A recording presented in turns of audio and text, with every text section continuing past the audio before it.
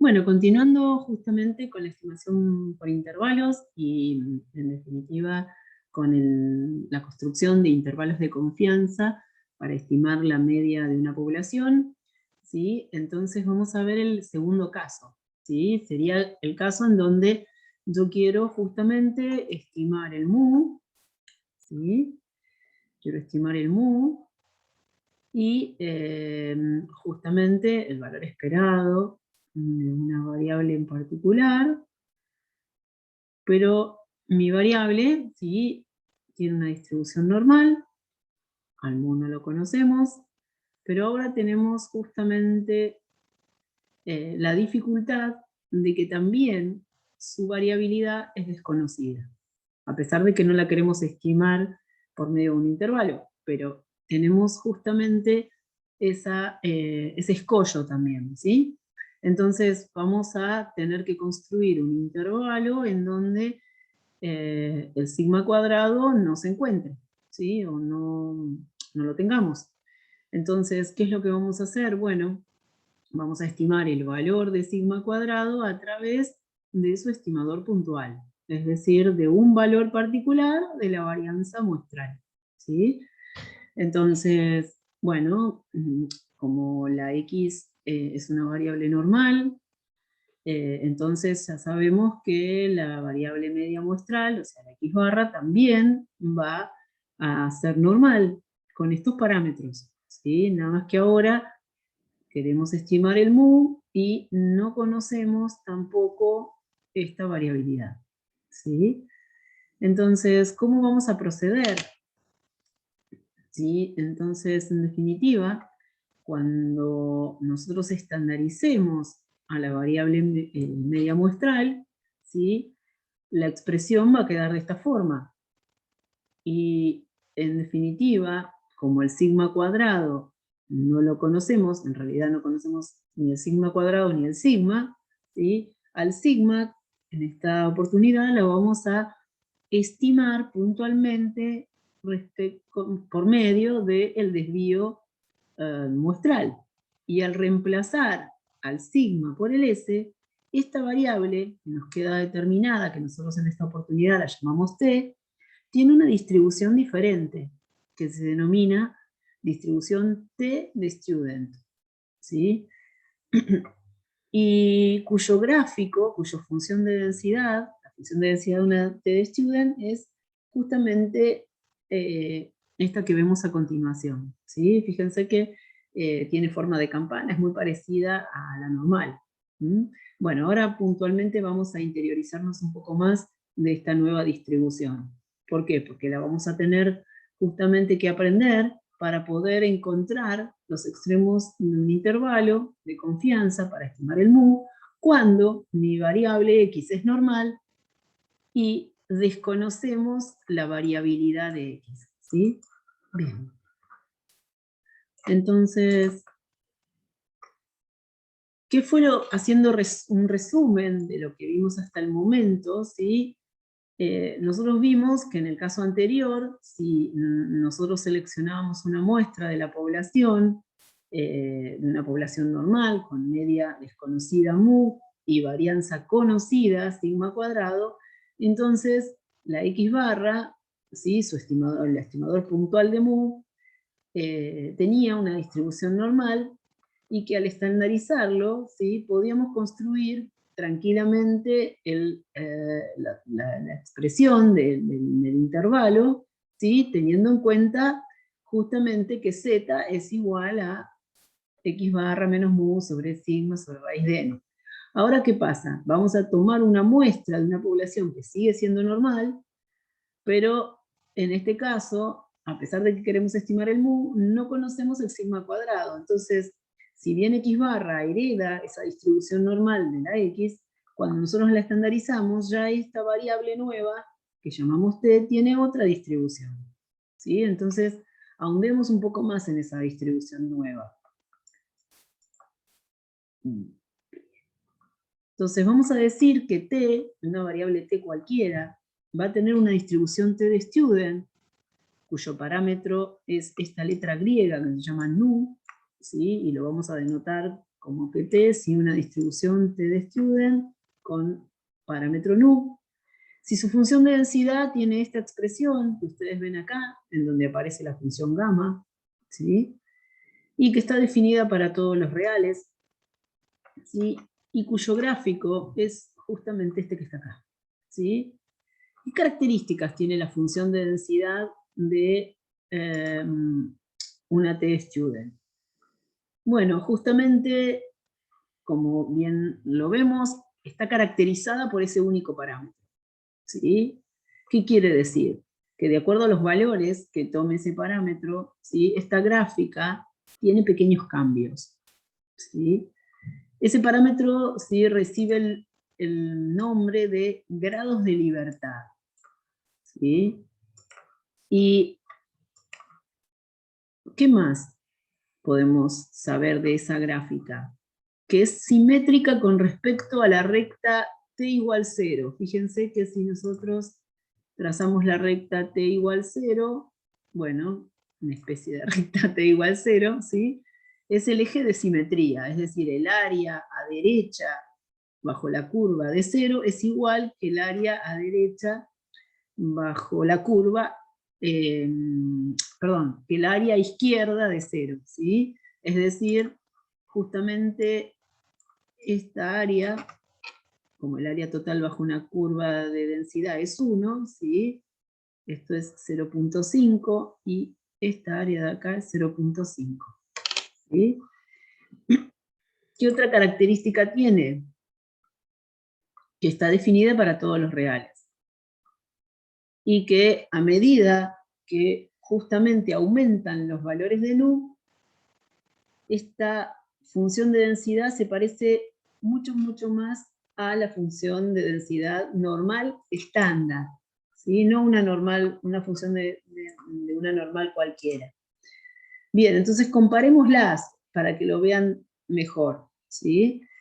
La curva que está en azul es la curva de una variable que está distribuida en forma T-student, y la en amarillo sería una variable cuya distribución es la normal estándar. Fíjense que ambas curvas están centradas en su valor medio, que es el 0. Sin embargo, tienen un comportamiento diferente. Fíjense que la distribución de T, ¿sí?, la función de densidad de una T, tiene más áreas en las colas y es más achatada en el centro, ¿sí? Es decir, los valores de la variable t están más dispersos respecto del valor medio, ¿sí? Mientras que justamente la normal estándar tiene en definitiva menos variabilidad, es decir, tiene menos áreas en las colas y los datos más concentrados alrededor de la media, por eso es más picuda.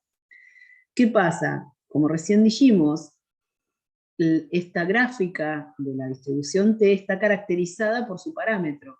A medida que aumentamos el valor del parámetro, ¿sí?, esa gráfica tiende a la gráfica de la normal estándar. Es decir, cuando nu tiende a infinito, fíjense, la rosa es la gráfica de la normal estándar. Entonces fíjense cómo va variando, ¿sí?, con pequeños cambios que tienen que ver con la variabilidad, en definitiva, ¿sí? Porque cuanto más achatada es la curva, más dispersos están los datos con respecto al 0, al valor medio. Bien. Entonces, justamente, ¿cómo determinamos las probabilidades de una variable T-student? Con parámetro igual a tantos grados de libertad. Bien, entonces en este caso tenemos una variable que se representa de esta forma, ¿sí? Y por lo general un valor de la variable se la representa con dos subíndices. El valor del parámetro, que es el nu, y un alfa, que en definitiva es una probabilidad, es un área bajo la curva de la distribución T de student. Esta notación en realidad es una notación, si quieren, más antigua. ¿Por qué? Porque uno anteriormente no utilizaba la app o las computadoras para calcular las probabilidades, sino que utilizaba tablas. Entonces, para poder entrar a la tabla, uno entraba con estos dos datos, ¿sí?, para poder determinar ese valor de la variable que dejaba a su izquierda o a su derecha, ¿sí?, una determinada área.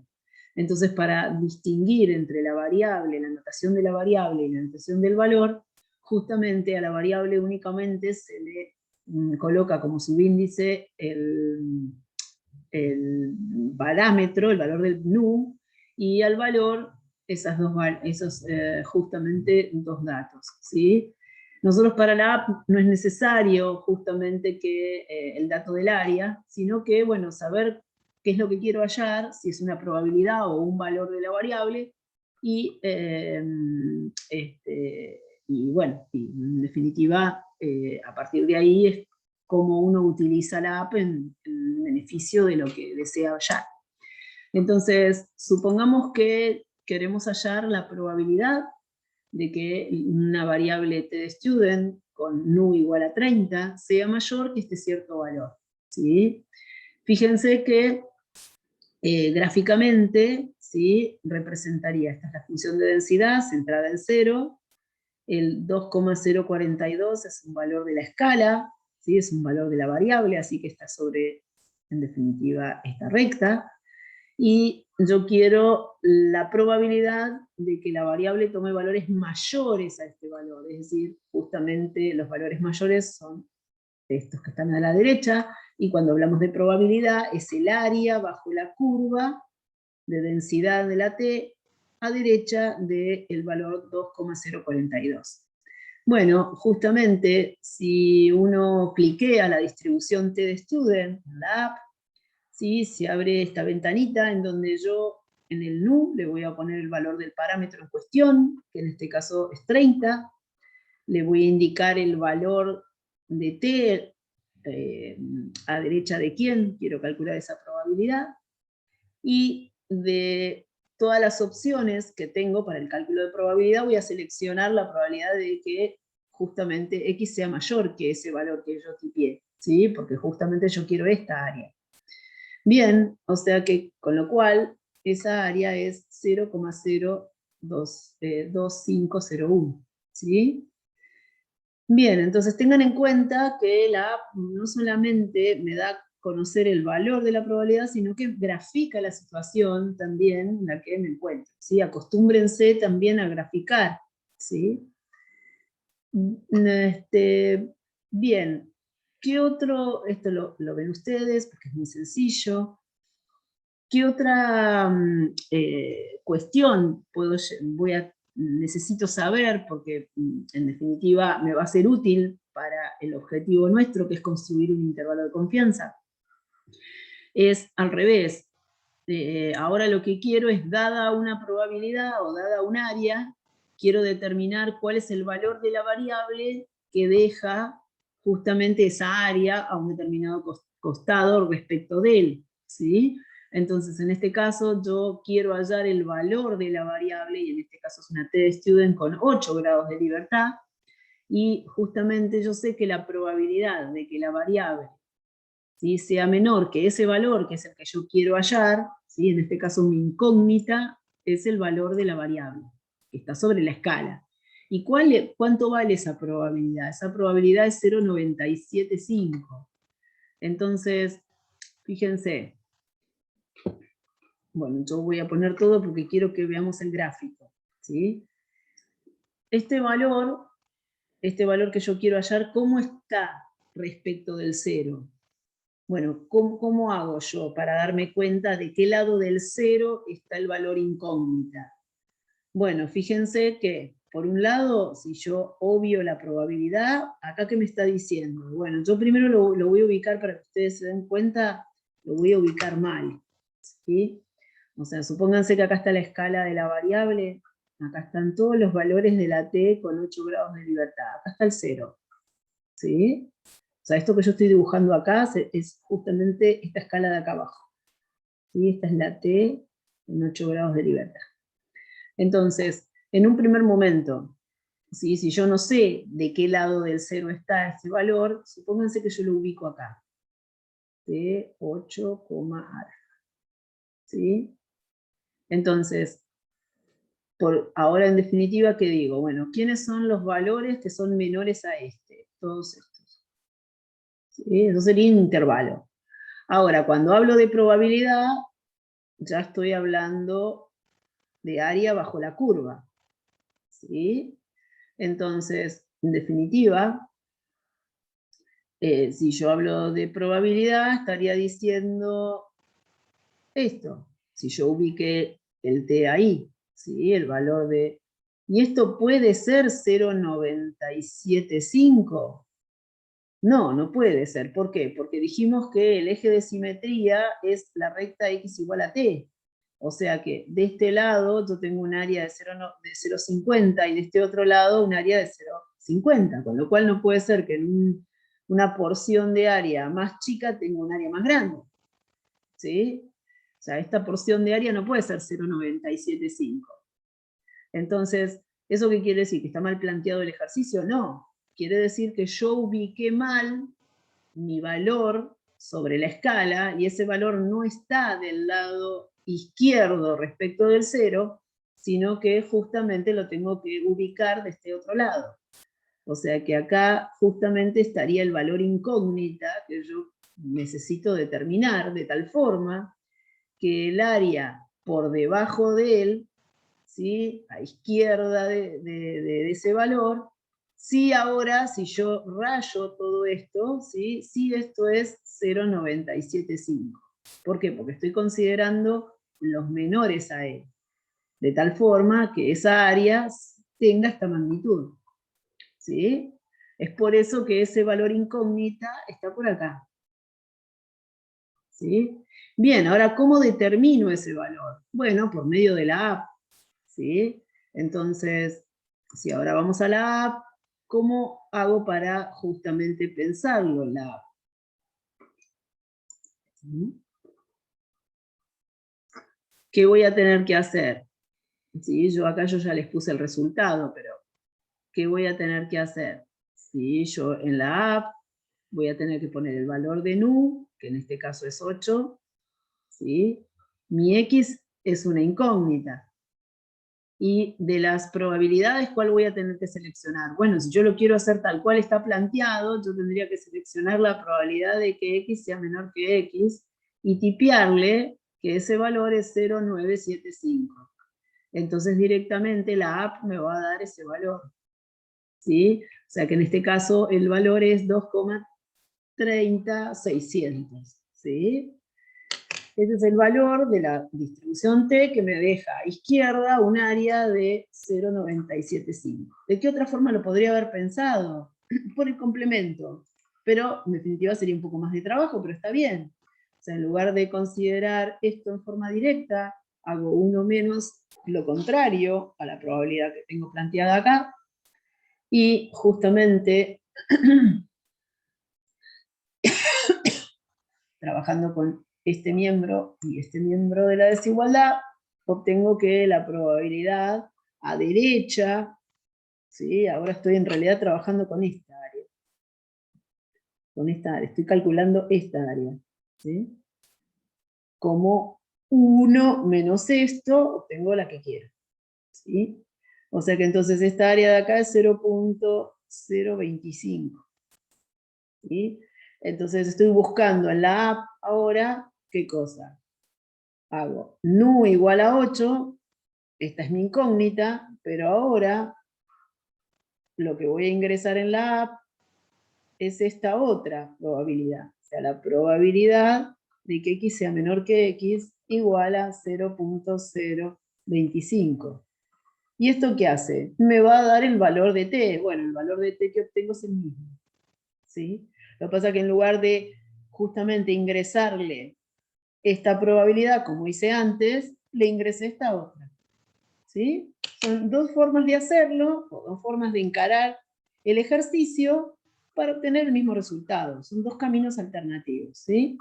Eso justamente, en definitiva, lo deciden ustedes, ¿sí? Pero tienen que estar muy atentos de qué es lo que se tiene que resolver, cuál es el objetivo del ejercicio, ¿sí? Porque la app no sabe qué es lo que ustedes quieren hacer. Entonces, ustedes son los que en definitiva manejan la situación. Bien. Entonces, bueno, como ven, son dos caminos alternativos. Bueno, pero ¿para qué estábamos viendo el manejo de la app con respecto a la distribución TD-Student. Porque nuestro problema, ¿cuál era? Nosotros queríamos construir un intervalo de confianza para estimar el valor de la media de una X o de la población, dicho de otra forma, en donde la variabilidad no la conocía y iba a tener que estimarla. Y habíamos dicho que si la variable X era normal, la X barra heredaba esa distribución con otros parámetros, y que cuando yo estandarizaba la X barra y al sigma lo reemplazaba por su estimador puntual, que es el S, obtenía una nueva variable que tenía una distribución distinta. En este caso, este estimador, este estadístico, tiene una distribución TD-Student con parámetro nu, en donde nu, ¿qué valor va a tomar? El nu, justamente, cuando quiera construir los intervalos para la media, va a tomar el valor, el tamaño de muestra menos 1. ¿Sí? Eso van a ser los grados de libertad. Bien, entonces, el procedimiento para la construcción del intervalo es igual que el que realizamos o efectuamos para el caso de varianza conocida. Habiendo fijado la confianza en 1 menos alfa, que puede ser 0,90, 0,95, 0,99, entonces ahora, ¿qué es lo que vamos a hacer? Vamos a determinar dos valores, pero de la distribución TD-Student, ¿sí? Es decir, de la variable t vamos a considerar dos valores que son simétricos, porque la confianza la vamos a centrar, ¿sí? De tal forma que la probabilidad de que esa variable TD-Student se encuentre entre menos t sub 0 y t sea justamente la confianza que nosotros fijamos, el 1 menos alfa. ¿Y cómo vamos a construir el intervalo? Bueno, como les dije, razonándolo de la misma forma que antes. ¿Qué ocurre? Yo voy a reemplazar esta t por su expresión alternativa, es decir, donde está involucrado el parámetro que quiero estimar y su estimador puntual. Entonces, si yo reemplazo a t por justamente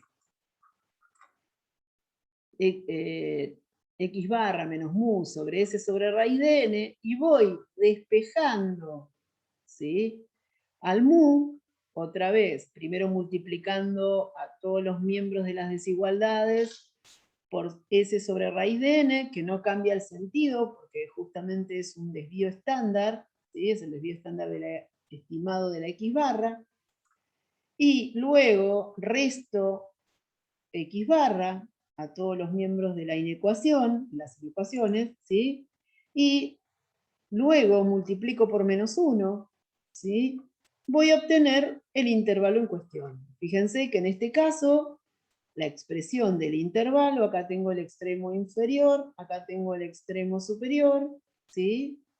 Acá las únicas variables aleatorias son el x barra y el s, ¿sí? El n es fijo porque el asesor estadístico fija qué tamaño de muestra va a seleccionar y con qué confianza va a trabajar, con lo cual los valores de t sub 0 los voy a conocer, ¿sí?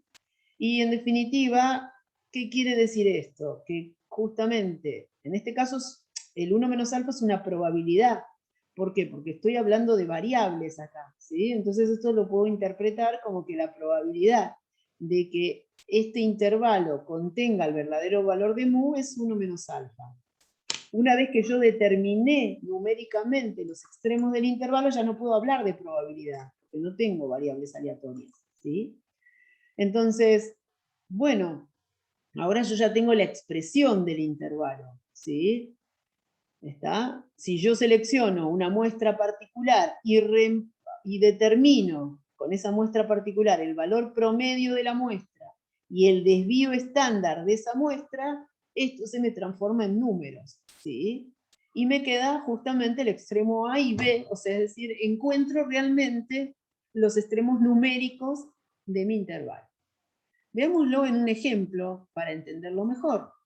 En este caso, dice, el Departamento de Atención al Cliente de una empresa extranjera de cable desea estimar el tiempo promedio entre que se efectúa la solicitud del servicio y la conexión del mismo, ¿sí?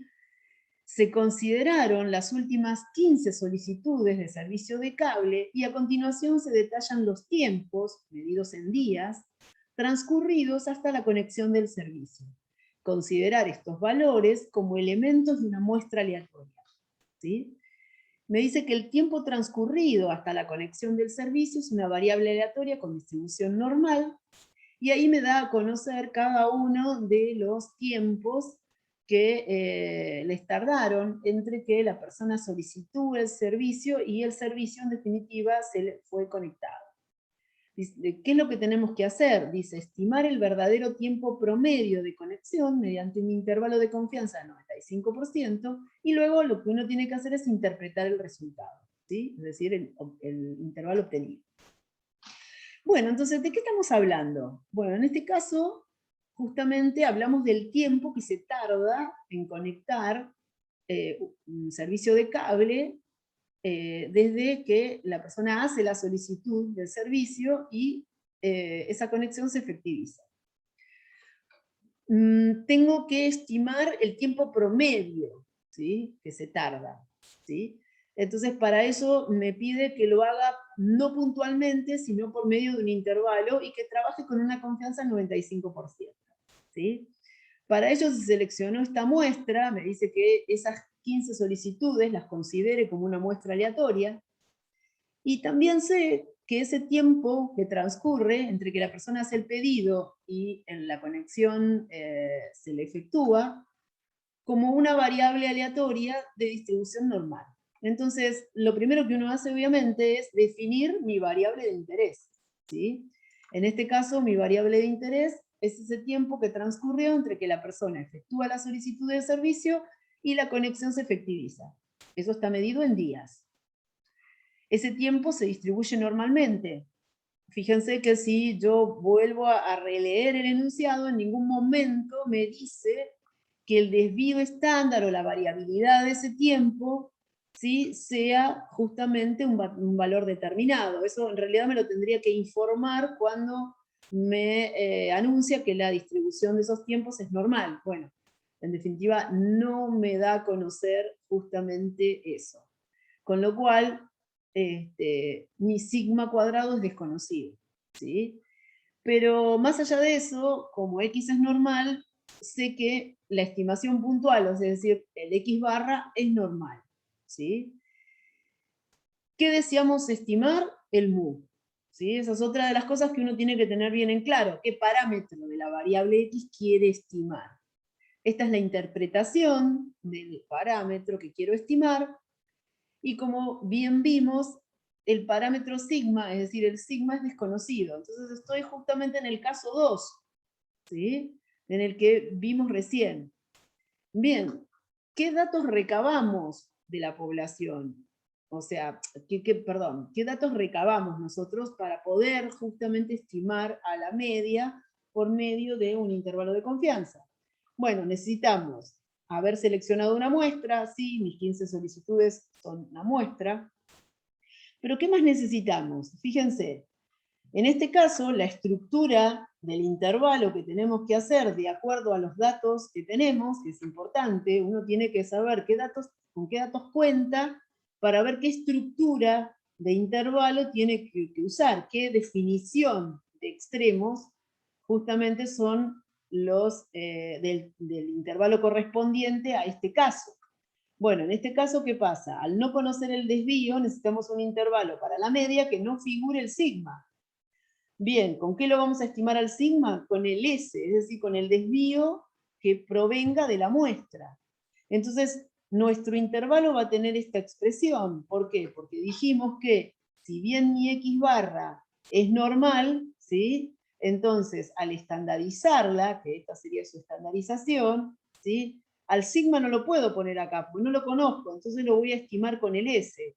Y al reemplazar al sigma por el S, esto ya es una variable t que tiene una distribución t de student con nu grados de libertad, donde el valor de nu es el tamaño de muestra menos 1. Es decir, el parámetro vale justamente el tamaño de muestra menos 1. Entonces, justamente, ¿qué va a pasar? Bien, a la variable media muestral que figura acá en la expresión del intervalo, la voy a reemplazar por la media que yo obtenga de la muestra que yo seleccioné de la población. Al S lo voy a reemplazar por el desvío estándar de la muestra en cuestión. Y los valores de T los voy a obtener a través de la confianza con el cual tengo que construir el intervalo. Perfecto, entonces, ¿qué pasó? Yo seleccioné 15 solicitudes. Esos usuarios me contestaron justamente que uno de ellos le tardaron 11 días desde que hizo la solicitud en conectarle el servicio. El segundo 7, el tercero 9, el último 8. De esta información, ¿qué voy a tener que hacer?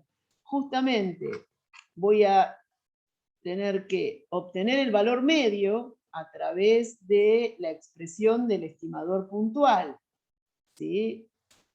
Que tiene esta expresión. En este caso, se seleccionó una muestra de 15 solicitudes al servicio. O sea que de esta expresión, en esta expresión yo voy a poner estos valores y voy a hacer la cuenta. Y para poder sacar el desvío, justamente voy a tener que sacar la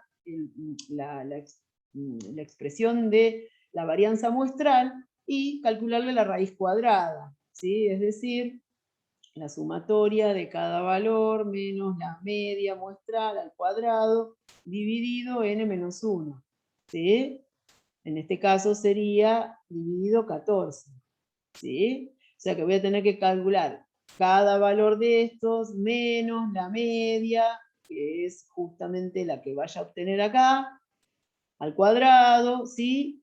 Recuerden que esto ustedes lo pueden hacer de dos formas, o utilizando la calculadora en modo estadístico, que ustedes ya tienen el tutorial, ¿sí? En el aula virtual, ¿sí? O también pueden usar el software. Para eso van a tener que armar una base con estos datos, ¿sí? Que en definitiva después pueden ver el video en donde yo les enseño cómo se arma justamente la base y utilizar el software para poder construir el intervalo de confianza, ¿sí? Bien, entonces, teniendo en cuenta las expresiones de cada uno de esos estimadores y reemplazándolo por esta muestra particular, obtenemos los valores que ustedes ven acá, ¿sí? A continuación. Entonces, fíjense que en el caso de la media, ¿sí? El tiempo promedio transcurrido desde que la persona hace la solicitud hasta que termina efectivizándose ese servicio, en el caso de la muestra fue de 9,33 días. Y en el caso del desvío muestral, ¿sí? La fluctuación que hubo dentro de esa muestra con respecto a los tiempos fue de 1,99 días, ¿sí? Entonces, con esos datos, habiendo sacado con la confianza los valores de T, o sea, con la app, fíjense, con la app se obtuvieron estos dos valores de T, 2,145 y menos 2,145, ya estamos en condiciones de construir el intervalo y obtener los extremos. Entonces, reemplazando todos esos valores, obtenemos entonces que el tiempo promedio que transcurre desde que la persona efectúa la solicitud del servicio y la conexión se efectiviza, oscila entre 8,23 días y 10,43 días con una confianza del 95%, ¿sí? Es decir, yo tengo un 95% de confianza de que ese tiempo promedio que transcurre se encuentre dentro de ese intervalo. Tengo un 5% de que ese tiempo promedio no esté, ¿sí? Bien, perfecto. Entonces, luego miren, ¿sí? Cómo se procede si yo realizo la construcción del intervalo o la obtención del intervalo a través del software Infostat.